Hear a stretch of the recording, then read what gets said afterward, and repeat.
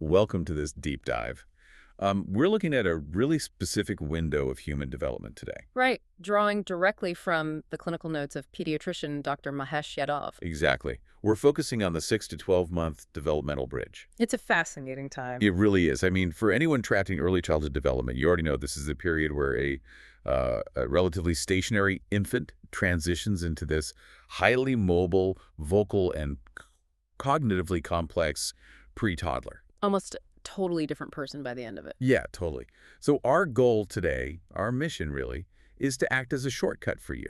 We want to bypass the standard checklists you've probably seen 100 times online. The ones that just list milestones without the context. Right, and instead, we're going to look at the underlying neurological and physiological mechanics of this phase, so you can feel really well informed without the info overload. Because the biomechanics of this 6-month window are staggering. It's massive. When you consider the sheer volume of metabolic energy required, it's incredible. The first half year of life is dominated by rapid fat accumulation and establishing basic autonomic stability. Like breathing and digestion. Right. But crossing that 6-month threshold marks a systemic pivot. A shift in priorities. Exactly. The central nervous system essentially shifts into overdrive, prioritizing high-level cortical development over simple physical growth. Okay, let's unpack this. One of the details from the notes that perfectly illustrates this shifting priority is the fact that skipping the crawling phase entirely is actually biologically normal. It surprises a lot of people. It did me.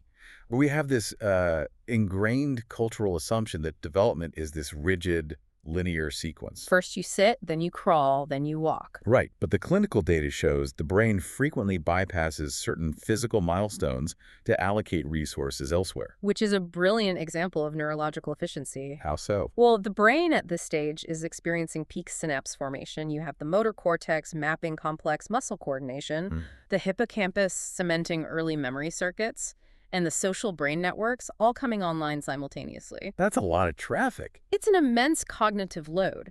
So if an infant skips crawling and proceeds directly to pulling up or cruising, Walking along the furniture. right, it indicates the brain is prioritizing vertical spatial mapping and bipedal mechanics over quadrupedal coordination. So it's not a failure. Not at all. It is not a deficit. Yeah. It is just an alternative developmental pathway. Which brings us to what we might call the physical paradox of this stage. The great slowdown. Yes. While the brain is undergoing this explosive neural networking, the infant's actual physical growth velocity decelerates significantly. Which often panics parents. Oh, absolutely. Oh, Because yeah. that steep upward trajectory of weight gain from the first 6 months just flattens out. It's completely normal, though. Let's look at the baseline numbers. Mm. Babies generally double their birth weight by 6 months, right? That's the standard metric, yes. And then they triple it by 12 months, with the average length hitting around 74 to 76 centimeters by the 1-year mark. But if the growth curve is flattening, how do you distinguish between a natural metabolic shift and a genuine nutritional issue?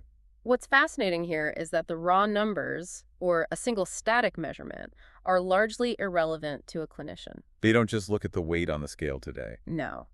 The diagnostic focus is entirely on the percentile curve and its long-term trajectory. The trend over time. Exactly.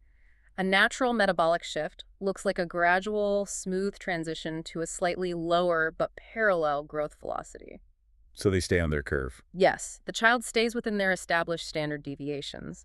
A nutritional deficit, on the other hand, presents as a sharp deviation crossing multiple percentile lines downward. Ah, I see. The body is essentially rationing calories to protect the brain, which halts somatic growth entirely. Speaking of protecting the brain, head circumference seems to be the most critical physical metric during this bridge. It's vital. The notes specify an expansion of about 1 centimeter per month until 8 or 9 months.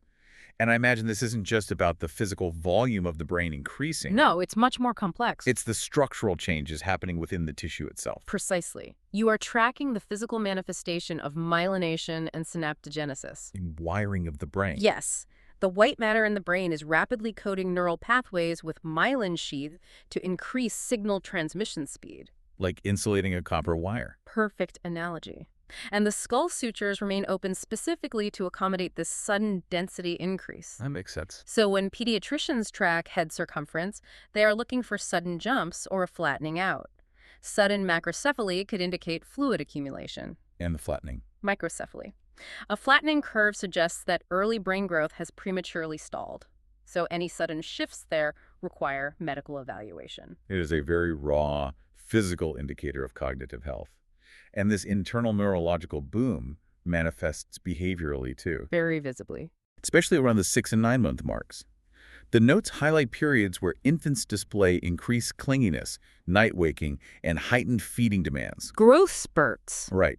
And it is often mischaracterized as a regression, but it seems more accurate to view it as the central nervous system struggling to downregulate. Exactly. The brain is processing vastly more sensory and spatial data, which inevitably disrupts sleep architecture. It's too busy to sleep. The cognitive load during these specific leaps is immense. The infant is suddenly perceiving depth differently, mapping object permanence, and recognizing subtle social cues. Which has to be overwhelming. It is. So the increased clinginess is actually a biological survival mechanism. Is king safety. Yes. As their perception of the environment becomes more complex and inherently more overwhelming, they seek out their primary attachment figure to co-regulate their nervous system. That really reframes those difficult weeks entirely for you as a parent. It is not a step backward. No, it's a symptom of cognitive expansion. And this increased energy demand also perfectly aligns with the onset of the complementary feeding phase at 6 months. The transition to solid foods. Right. Now, we know breast milk or formula remains the primary nutrition during this bridge, but solids begin around 6 months.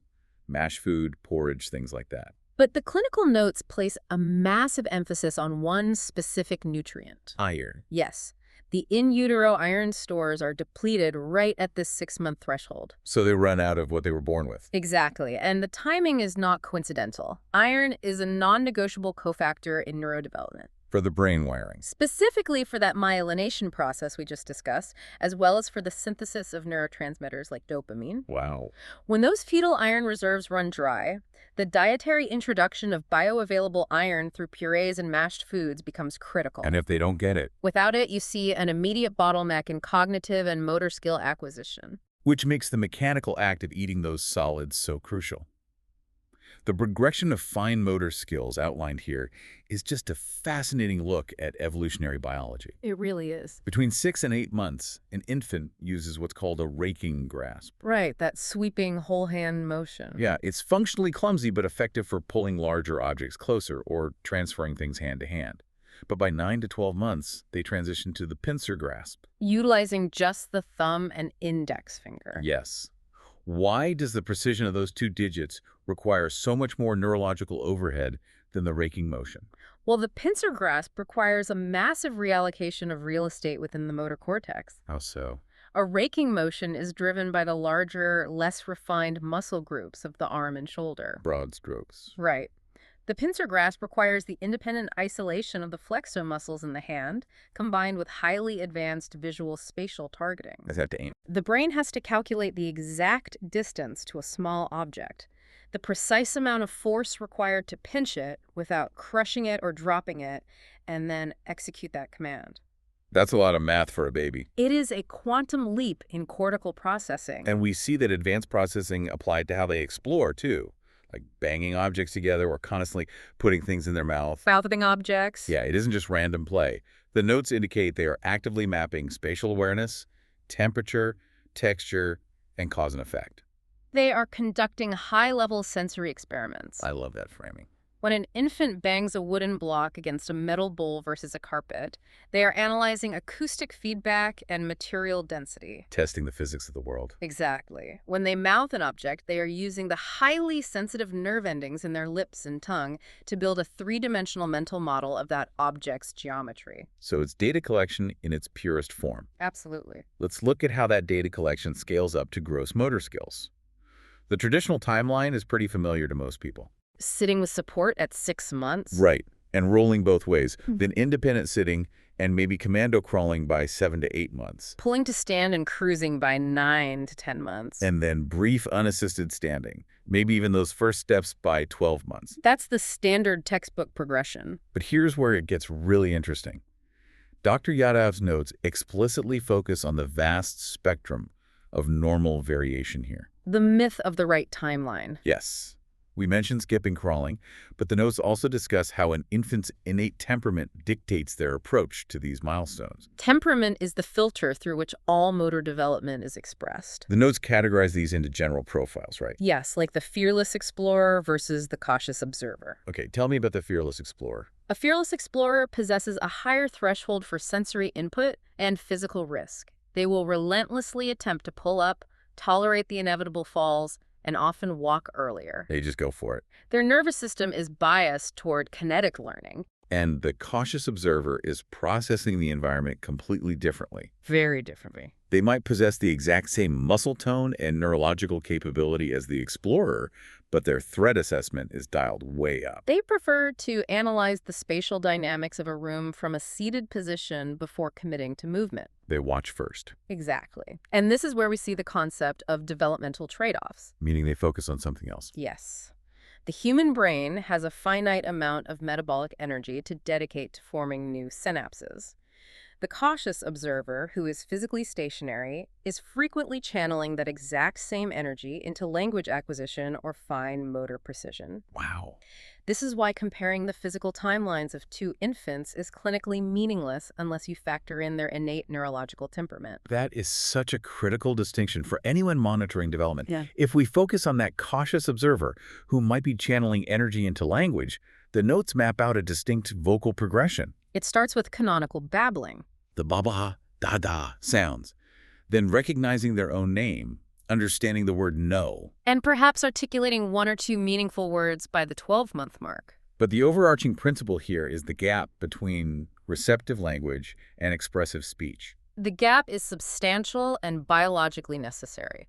Explain that difference for us. Receptive language, that's the capacity to comprehend auditory input, relies on Wernicke's area in the brain, which develops relatively early. So they understand what you're saying. Yes, but expressive speech requires Broca's area, combined with immense motor control over the larynx, tongue, and lips. Which takes longer to wire up. Exactly.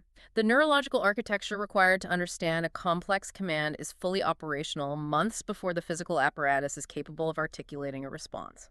So an infant turning their head when their name is called is demonstrating intact auditory processing and memory retrieval. Which is a far more significant metric of cognitive health at this stage than whether they can clearly say mama or dada. Far more significant. Sure. It proves the neural circuits for language comprehension are actively synthesizing information. Yes. And this synthesis extends into their social-emotional leaps, which brings up one of the most counterintuitive points in the clinical notes. Stranger danger. Right. Around 8 to 9 months, we see the peak of stranger anxiety and separation anxiety. An infant who is perfectly content being held by anyone suddenly exhibits a severe stress response when a caregiver leaves the room or a new person approaches.